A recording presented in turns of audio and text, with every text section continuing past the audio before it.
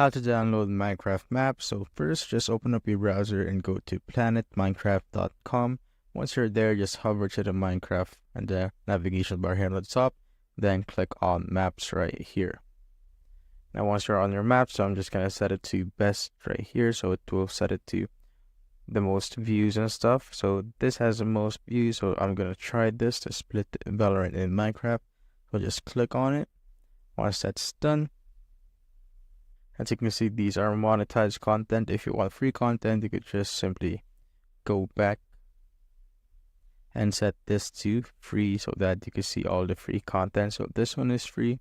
So let's try this out. Just simply click on that. And once you're here, just simply click on this download button. Click on continue and just download the file right here. And click on save and wait for it to download. Once it's done downloading, just open up your downloads folder and just simply extract this one. So the zip file that we downloaded. So just extract it and wait for it to extract. Once it's done, you can just delete the zip folder. And now just simply click on Windows plus R on your keyboard to open up the run dialog or the run program. And just simply type in %app data %, then click on OK. Now once you're here, just simply click on the .minecraft folder, then click on save, and you will see all the worlds that you have right here.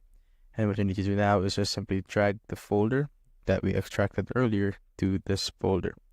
Once it's done, just simply exit out of this and open up Minecraft. So I now have Minecraft launcher right here, so I'm just gonna stick with my optified version of Minecraft and just simply click on play and wait for it to open. Once you've opened up Minecraft, just simply click on single player, and as you can see, the map is right here. Just simply click on that, and if this pops up, you simply need to click on create backup and load, and just wait for it. And as you can see, the backup is done and the game or the map has now loaded. And as you can see, this is the map right here.